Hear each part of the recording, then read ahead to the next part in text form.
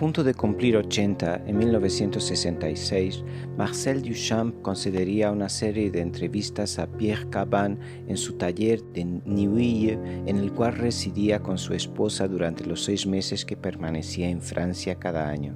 Esta sería la primera vez que el más fascinante y desconcertante inventor del arte contemporáneo aceptaría explicarse a sí mismo y sus actos, sus reacciones, sus sentimientos, sus opiniones, de forma tan profunda y extensa. Aquí se recogen extractos de dichas conversaciones.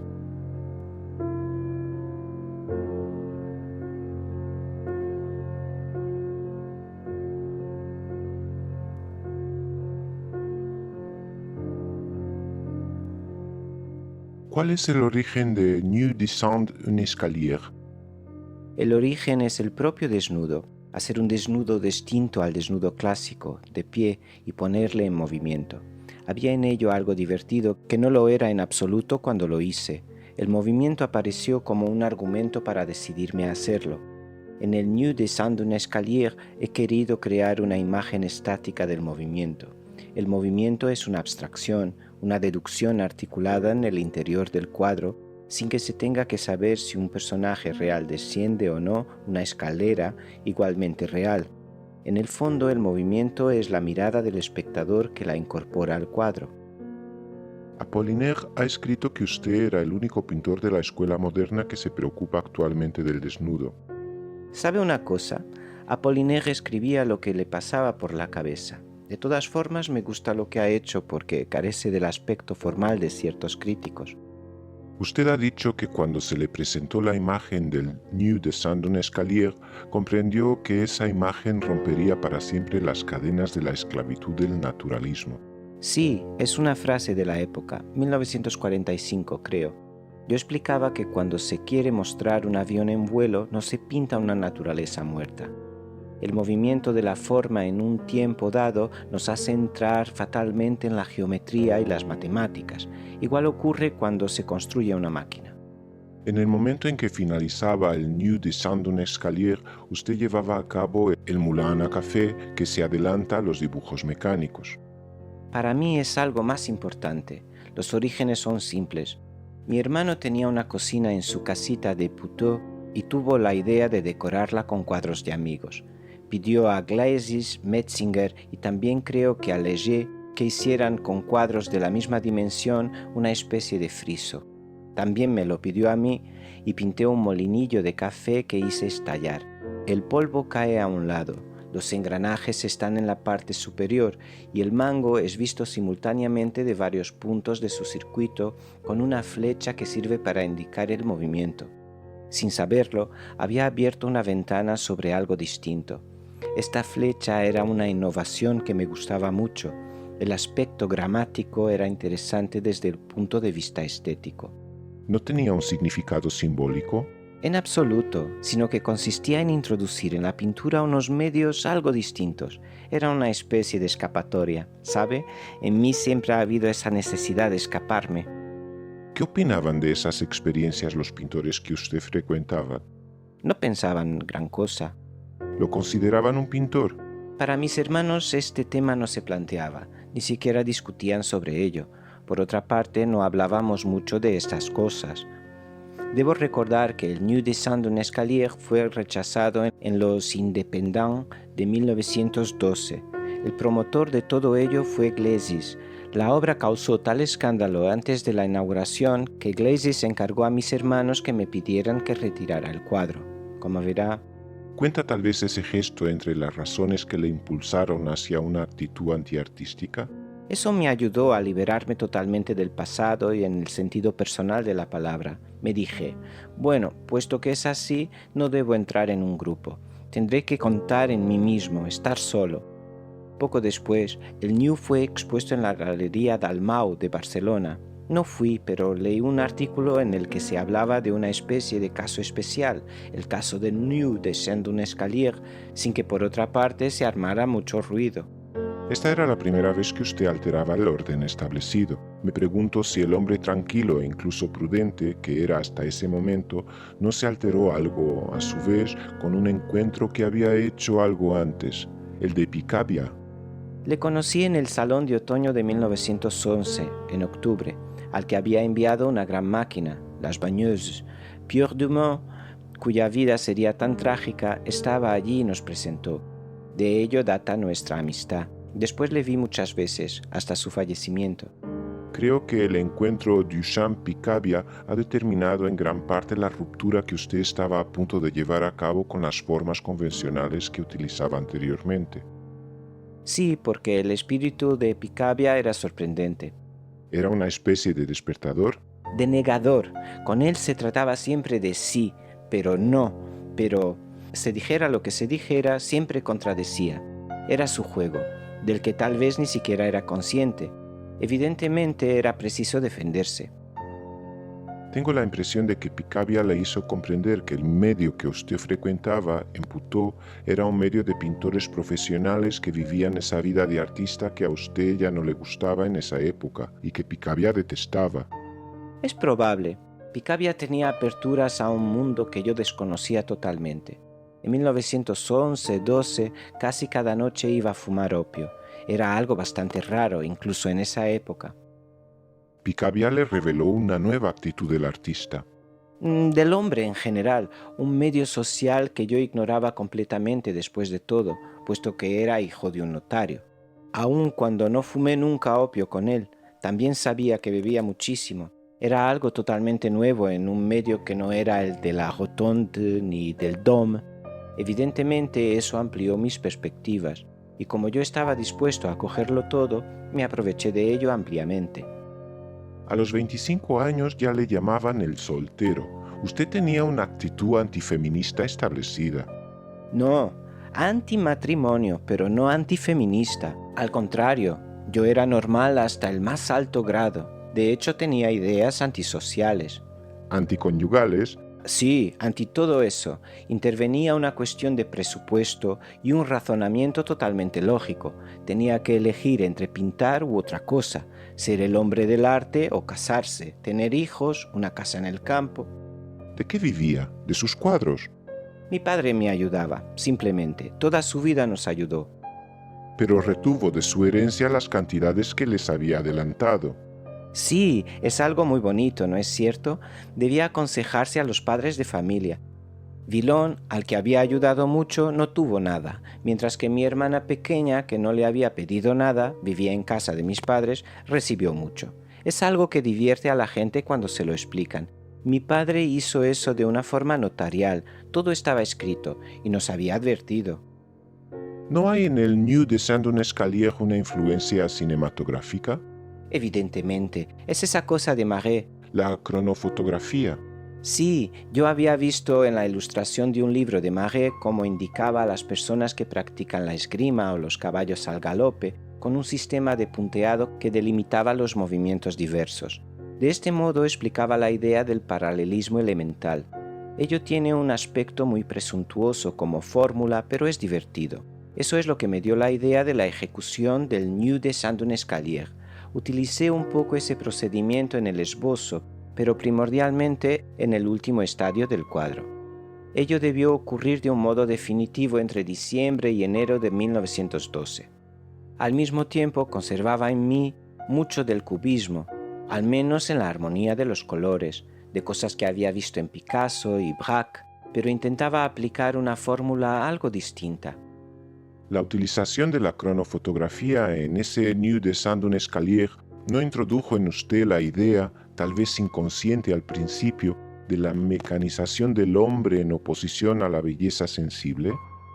Sí, evidentemente, ello va incluido. No hay carne, solo una anatomía simplificada, la parte superior y la inferior, los brazos y las piernas.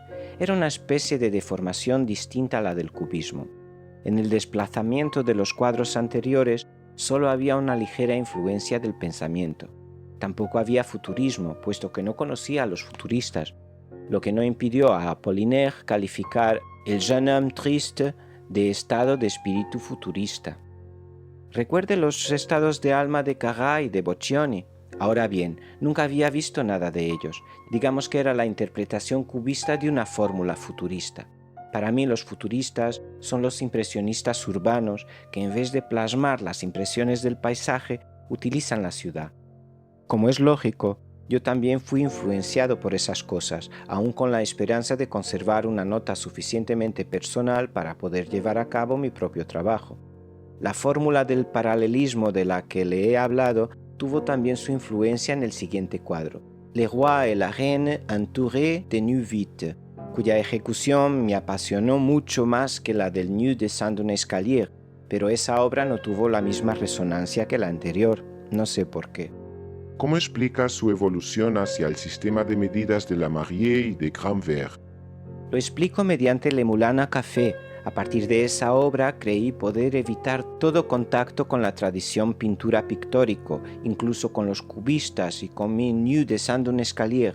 Pude desprenderme de ello con ese medio lineal o ese medio técnico que me alejaba definitivamente del paralelismo elemental. Se había acabado. En el fondo tengo la manía de cambiar, como Picabia. Se hace algo durante 6 meses o un año y se pasa a otra cosa. Es lo que hizo Picabia durante toda su vida. ¿Cuál es la génesis mental del Granvert? No lo sé.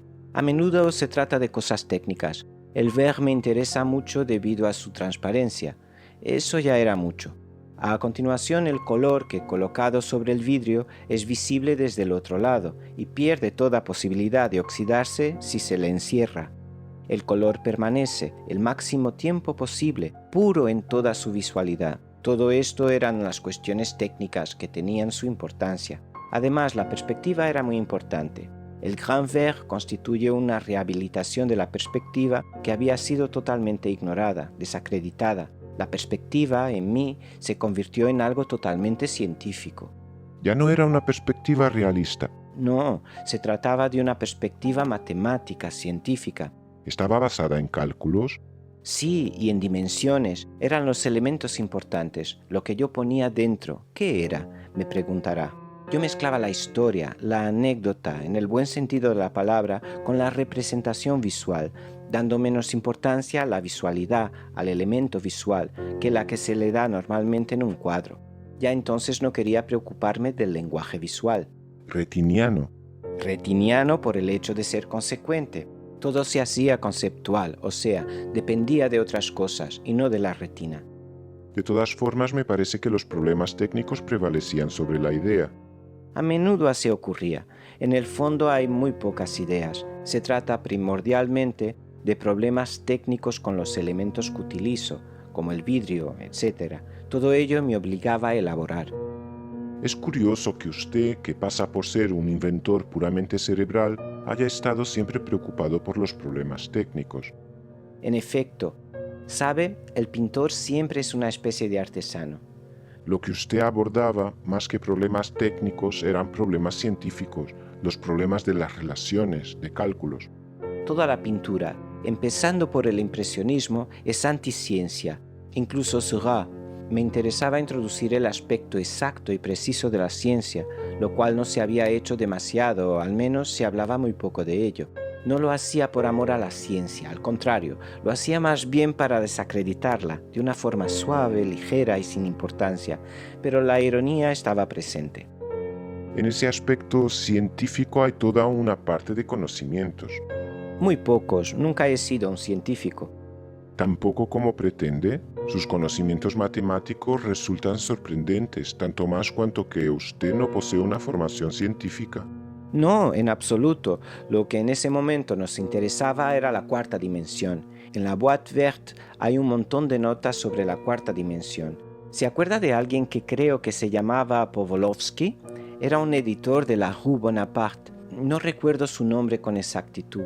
Escribió artículos en un periódico sobre la divulgación de la cuarta dimensión para explicar que había seres planos que únicamente poseen 2 dimensiones, etc. Era muy divertido, incluso en la época del cubismo con Prince. Prince era un falso matemático, él también utilizaba la ironía. Exactamente. No éramos en absoluto matemáticos y por ello creíamos mucho en Prince. Daba la impresión de saber muchas cosas. Ahora bien, creo que era profesor de matemáticas en un instituto o en una escuela libre. En cualquier caso, yo había intentado en ese momento leer algunas cosas de ese Pavlovsky que explicaba las medidas, las líneas rectas, las curvas, etc. Eso me hervía en la cabeza cuando trabajaba, a pesar de que casi no haya incluido ningún cálculo en Le Grand Verre. Simplemente pensé en la idea de una proyección, de una cuarta dimensión invisible, puesto que no se puede ver con los ojos.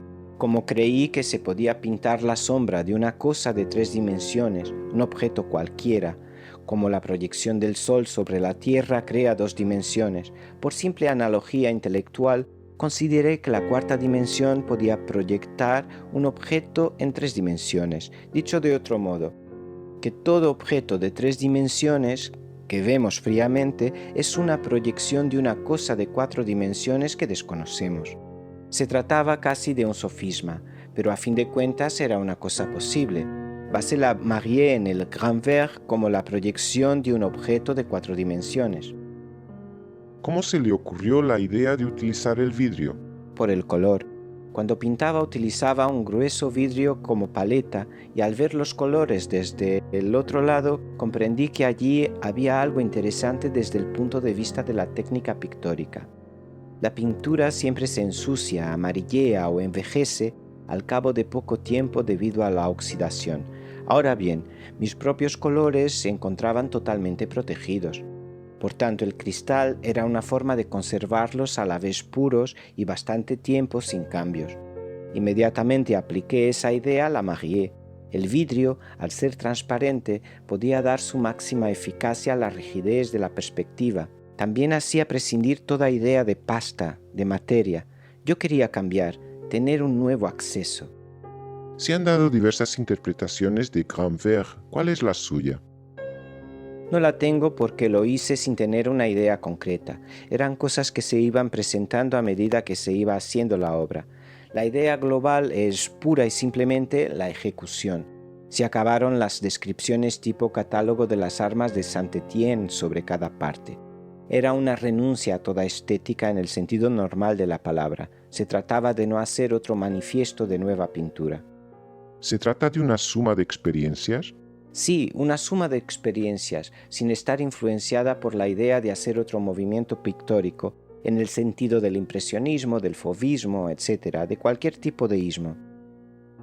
Lo sorprendente es que durante 8 años, de 1915 a 1923, usted logró llevar a cabo varias tentativas cuyo espíritu, formación y destino eran totalmente opuestos. Por ejemplo, la rigurosa, progresiva y lenta elaboración de Le Grand Verre, el concentrado metodológico de la Boîte y la desenvoltura de los primeros ready-mades. En el caso de la Boîte de 1913-14 se trata de algo diferente. No la concebí como caja, sino como notas. Pensé reunir en un álbum, como en el catálogo de Saint-Étienne, los cálculos, las reflexiones, sin relación entre sí. Se trata a veces de trozos de papeles rotos. Yo quería que ese álbum fuera junto con el Verre y que pudiera consultarse para ver el Verre debido a que, en mi opinión, este no debía mirarse en el sentido estético de la palabra. Se tenía que consultar el libro y ver ambas cosas a la vez. La conjunción de las dos cosas hacía desaparecer por completo todo el aspecto retiniano, que no me gustaba nada, era muy lógico. ¿De dónde proviene su actitud antirretiniana? De la excesiva importancia atribuida a la retina. Desde Courbet se cree que la pintura se dirige a la retina. Eso ha sido un error que ha cometido todo el mundo, el escalofrío retiniano. Antes la pintura tenía otras funciones, podía ser religiosa, filosófica, moral. Si bien tuve la suerte de poder tomar una actitud antirretiniana, desgraciadamente eso no cambió mucho. Todo el ciclo es completamente retiniano, salvo los surrealistas que intentaron salirse de ello un poco, y de todos modos no lo hicieron del todo. Breton cree juzgar desde un punto de vista surrealista, pero en el fondo lo que le interesa es la pintura en el sentido retiniano. Es algo totalmente ridículo, es algo que debería cambiar, no debería ser siempre así. Su toma de posición ha sido considerada como ejemplar, pero no ha sido muy imitada. ¿Para qué quiere que la imiten? Haciéndolo no se gana dinero. Usted hubiera podido tener discípulos. No se trata de una fórmula de escuela de pintura en la que se sigue al buen hombre, al maestro. En mi opinión, se trata de una posición mucho más elevada. ¿Cómo llegó a la elección de un objeto de serie, un ready-made, para convertirlo en una obra? Debo hacerle notar que no quería convertirlo en una obra.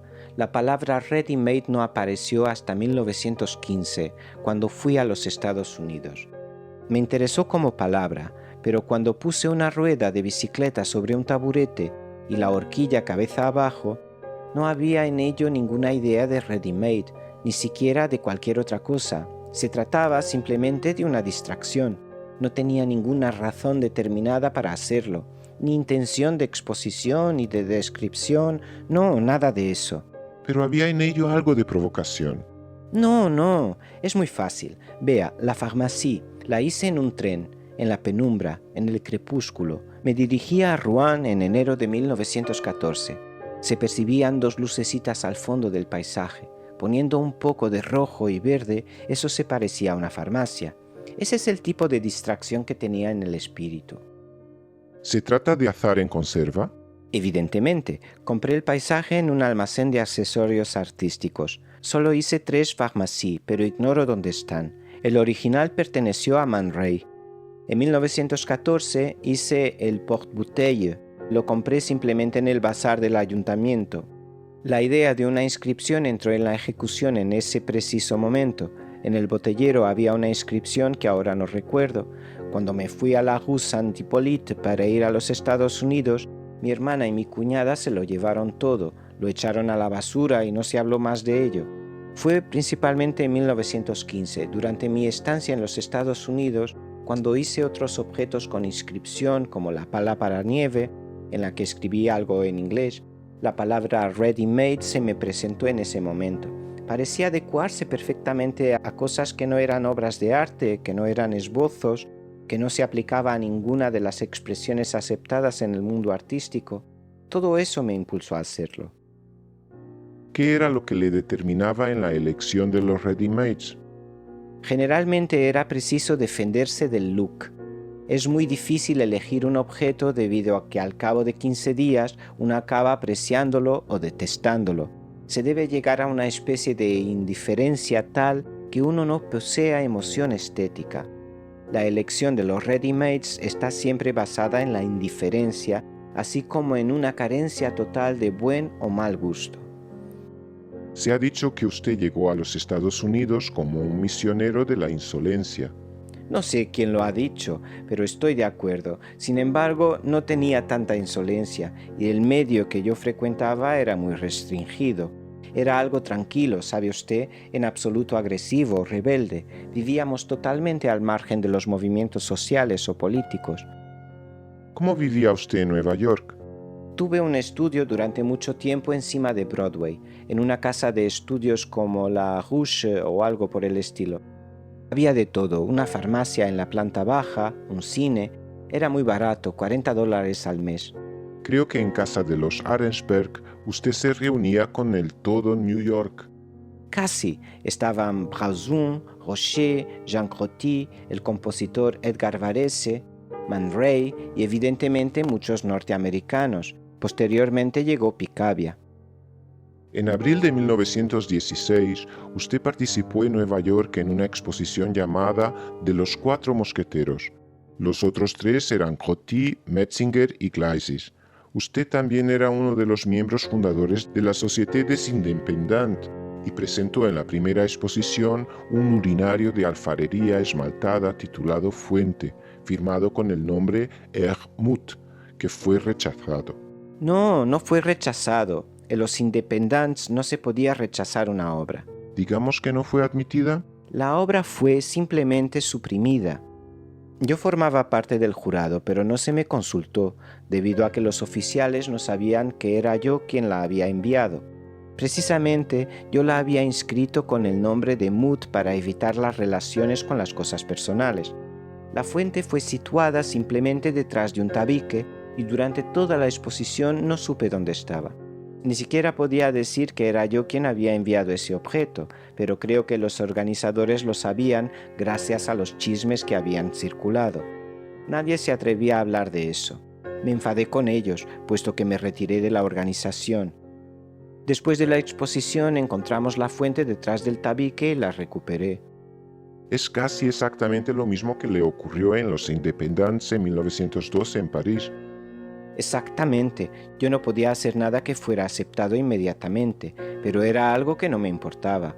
Usted dice esto ahora, pero en esa época... No, al contrario, de todas formas era bastante provocador.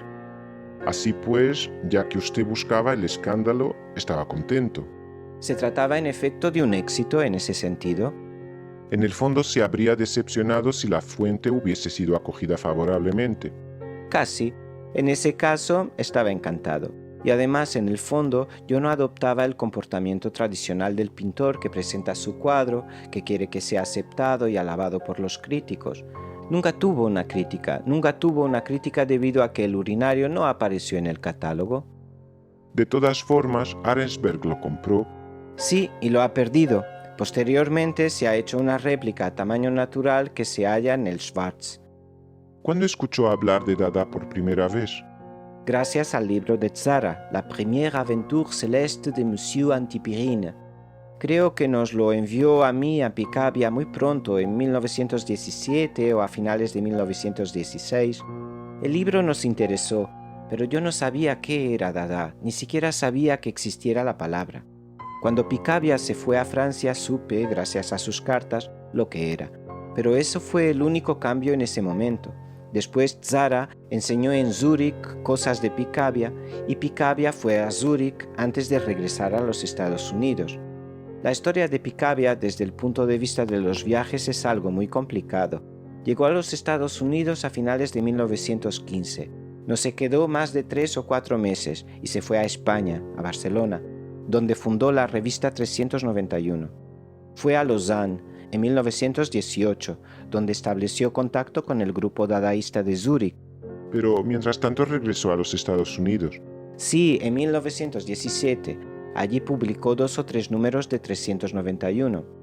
Que fueron las primeras manifestaciones del espíritu Dada en América. Totalmente, era muy agresivo. ¿Qué tipo de agresividad? Antiarte. Se trataba primordialmente de poner en discusión el comportamiento del artista tal como consideraba la gente, lo absurdo de la técnica, de las cosas tradicionales. Antes de trasladarse a Buenos Aires, usted pintó para Catherine Dreyer una obra, la primera después de 5 años, que se llamaba Tum. Esa será su última pintura. Una nota de la Boîte Verte precisa que el problema de las sombras le preocupó mucho. En esa pintura ejecuté la sombra proyectada por la rueda de bicicleta, la sombra proyectada por la percha para sombreros que está en la parte superior y también la sombra proyectada por un sacacorchos.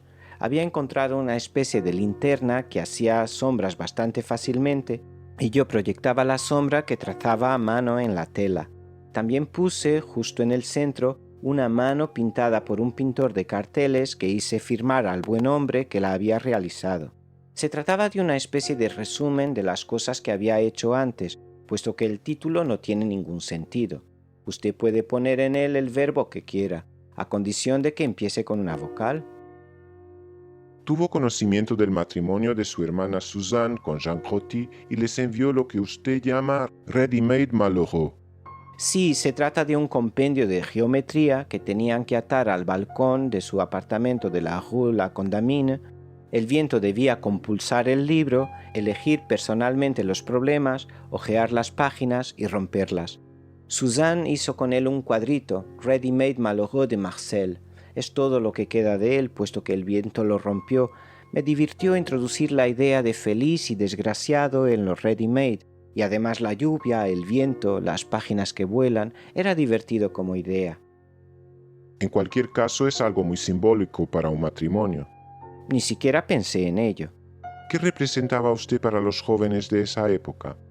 Pues bien, no lo sé. Yo tenía 10 años más. Era algo muy importante. Entonces, al tener 10 años más que ellos, y Picabia lo era 13, nosotros éramos amigos. Sin embargo, representábamos a los ojos de esos jóvenes un elemento revolucionario. Ello se debía a que nosotros estábamos ya entre los cubistas que en 1912 y 1913 no nos admitían demasiado. Picabia y yo pasábamos a través de ellos sin dejar que nos pisaran, ¿me entiende? Con una cierta libertad. Estoy convencido de que era eso lo que les gustaba, Creían que nosotros representábamos el espíritu que ellos querían representar y que les atraía. Había ciertamente en usted una noción de aventura que debió interesarles, su aventura en Nueva York. Sí, evidentemente hicimos algo ligeramente distinto a los demás pintores desde el punto de vista práctico, desde el punto de vista del movimiento de la palabra, etc. A ello se debió el hecho de que se produjo un intercambio inmediato y una correspondencia, una amistad.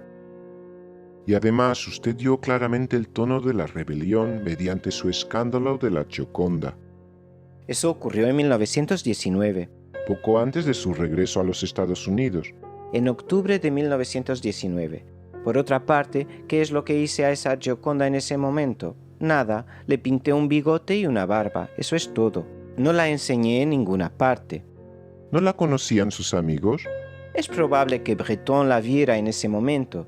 Las cosas que yo hacía, como máximo 3 o 4, las llevaba a casa de Picabia y era allí donde las veía.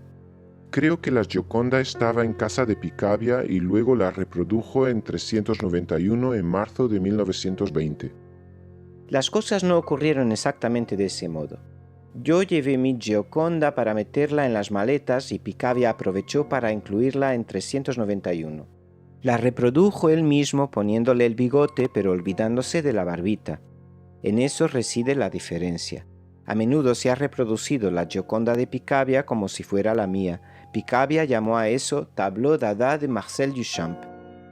Otra vez Picabia hizo la portada de 391 con el retrato de Carpentier, que se me parecía como una gota de agua y por ello era muy divertido. Era un retrato compuesto de Carpentier y de mí.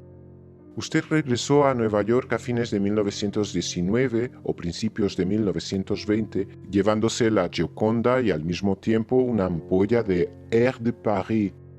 Sí, era divertido. Era una ampolla de vidrio de unos pocos centímetros de altura. En la etiqueta había escrito «Suero psicológico». Se la llevé a Arensberg como recuerdo de París. Según creo, Rose Lavie nació en 1920.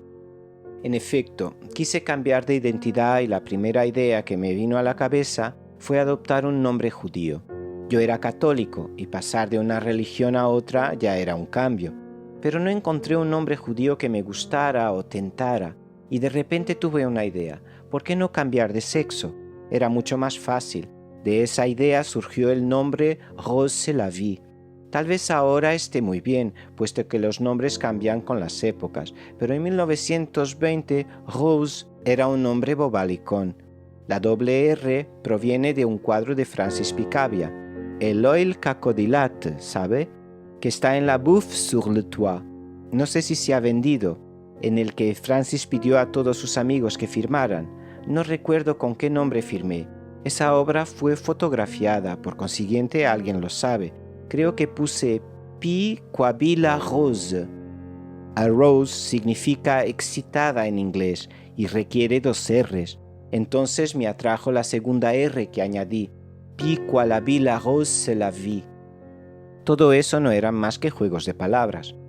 Usted llevó su cambio de sexo hasta el extremo de hacerse fotografiar vestido de mujer. Man Ray hizo la fotografía en la exposición surrealista de Wildenstein en 1938. Cada uno de nosotros tenía su maniquí. Yo tenía un maniquí de mujer al que le puse mi ropa. Se trataba de Rose Lavie. Había dejado Le Grand Verre en Nueva York. Sí, y cuando regresé 3 años después no volví a tocarlo, mientras se había producido esa ruptura.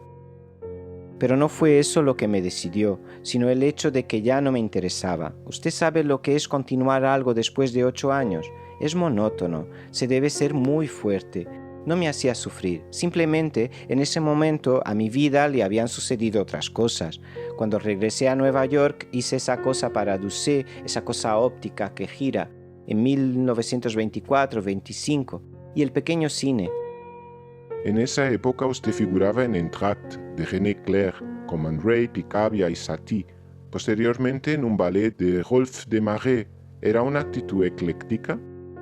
Si usted quiere, Entr'acte, tal como indica su nombre, era proyectada durante el entreacto de un ballet sueco. El ballet en el que yo figuraba era Relâche de Picabia y Satie. Solo hubo una representación. Yo hacía de Adán desnudo con una barba postiza y una hoja de parra. Eva era una chica rusa, Bronia, que iba también totalmente desnuda. René Clair estaba encima, entre bastidores, para proyectar luz sobre nosotros, y de ahí surgió su amor por ella. Se casaron pocos meses más tarde. ¿Lo ve? Soy un casamentero. En Entracte había una escena sobre los techos de los Champs-Élysées en la que yo jugaba ajedrez con Man Ray. Picabia llegaba con su manguera y lo barría todo. Como verá, todo era muy dada. ¿Qué buscaba en el cine y en el teatro? El cine me divirtió primordialmente por su aspecto óptico. En vez de fabricar una máquina que gira, como había hecho en Nueva York, me dije, ¿por qué no rodar una película? Sería mucho más fácil. La cosa no me interesó por hacer cine como tal, se trataba de un modo más práctico para llegar a mis resultados ópticos. A las personas que me dicen, ¿usted hizo cine?, yo les respondo, no he hecho cine. Se trataba de una forma más cómoda, y me doy cuenta ahora principalmente de llegar a lo que quería. Por otra parte, el cine era divertido. Se trabajaba milímetro a milímetro debido a que no había máquinas muy perfeccionadas. Había un pequeño redondel con 2 milímetros marcados, rodábamos las imágenes una por una. Lo hicimos durante 2 semanas. Los aparatos no eran capaces de filmar la escena a cualquier velocidad. La cosa se enredaba y como giraba demasiado a prisa causaba un curioso efecto óptico. Por tanto, tuvimos que abandonar la mecánica y hacerlo todo nosotros. Un regreso a la mano, por así decirlo. ¿Cuál era su posición con respecto a la pintura surrealista? Muy buena, pero nunca me gustó su forma de adherirse a lo que existía, o sea, la abstracción. No me refiero a los primeros pintores como Max Ernst, Magritte o Dalí. Hablo de los seguidores, los de 1940. Se trataba ya de un viejo surrealismo. En el fondo, el surrealismo sobrevivió porque no era una escuela pictórica. No es una escuela de arte visual como las demás, no es un ismo ordinario, porque este ismo va hasta la filosofía, la sociología, la literatura, etc. Es un estado de espíritu. Es como el existencialismo, no hay pintura existencialista. Es una cuestión de comportamiento. Exacto. ¿Cuáles eran los pintores surrealistas que usted prefería? Todos, Miró, Max Ernst y Quirico, que también me gustaba mucho. Me parece que en este caso usted se refiere primordialmente a la amistad, no a la pintura. Sí, también a la pintura. Las obras de esos pintores me interesaron mucho en el sentido de que me vi influenciado, afectado. De todas formas, hay una parte retiniana en el surrealismo. ¿No le molesta? No, porque debemos saber utilizarla. En ellos, la última intención está por encima de eso, sobre todo en las cosas fantásticas. Es más conceptual que visual. Eso es, tenga en cuenta que no me hace falta mucho conceptualismo para que me guste. Lo que no me gusta es lo totalmente no conceptual, que es lo simplemente retiniano. Es algo que me irrita. En 1953, Picabia se estaba muriendo y usted le envió un telegrama bastante inquietante. Es difícil escribir a un amigo que se está muriendo. No se sabe qué decir. Se debe eludir la dificultad con una especie de humorada. Hasta la vista, ¿no es eso? Usted le escribió, querido Francis, hasta pronto. ¿Para usted cuenta más la actitud del artista que la obra de arte? Sí, el individuo como tal me interesa más lo que hace, debido a que he observado que la mayoría de artistas no hace más que repetirse. Por otra parte, es algo forzoso. No se puede estar inventando continuamente. Solo que ellos tienen esa vieja costumbre que quiere que se haga, por ejemplo, un cuadro al mes. Todo depende de su velocidad de trabajo. Creen que deben a la sociedad el cuadro mensual o anual. ¿Qué opina de los happenings? Los happenings me gustan mucho porque es algo que se opone totalmente a los cuadros de caballete.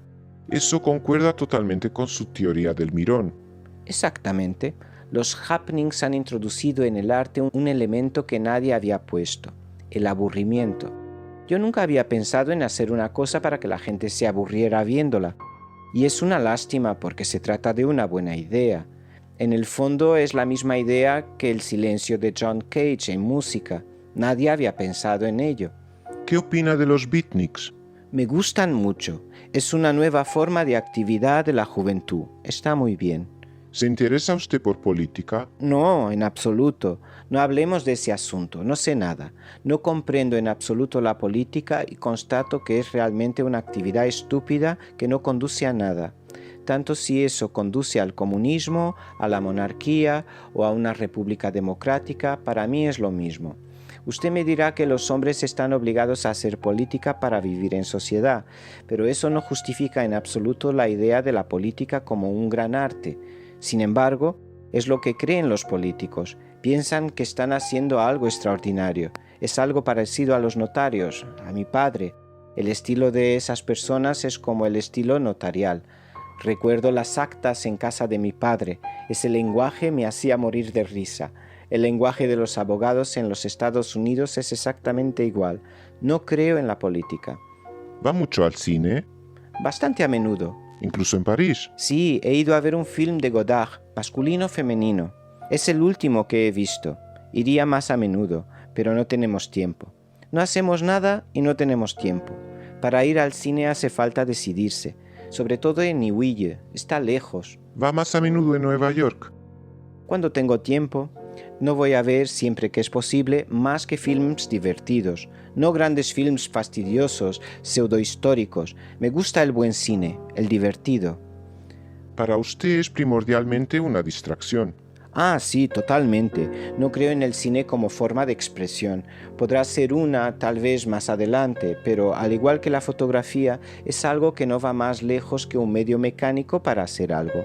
No puede competir con el arte, si es que el arte sigue existiendo. Ahora usted se marcha 2 meses a Cadaqués. ¿Qué va a hacer allí? Nada, tengo una hermosa terraza, muy agradable. He fabricado un toldo. Lo he hecho en madera porque allí hace mucho viento. Hice otro hace 3 años. No sé si se habrá roto este invierno. Cuando le mande postales ya se lo diré. ¿Ese toldo es su último ready-made? No es ni siquiera un ready-made, está hecho con las manos. Su vida en Cadaqués es diferente de la que lleva en París o en Nueva York. Permanezco en la sombra. Es maravilloso. Todo el mundo, por el contrario, toma el sol para broncearse. Es algo que me horroriza. ¿Cree usted en Dios? No, en absoluto. No diga eso. Para mí la cuestión no existe. Es un invento del hombre. ¿Por qué hablar de tal utopía? Cuando el hombre inventa algo hay siempre alguien que está a favor y alguien en contra. El haber creado la idea de Dios es una loca imbecilidad. No quiero decir con ello que sea ateo ni creyente, ni siquiera quiero hablar de eso. Yo no le hablo de la vida de las abejas en domingo, ¿no es cierto? Pues es lo mismo. ¿Conoce la historia de los lógicos de Viena? No. Los lógicos de Viena han elaborado un sistema según el cual, hasta donde yo he entendido, todo es tautología, o sea, una repetición de las premisas. En las mates, eso va del teorema más simple al más complicado, pero todo está en el primer teorema.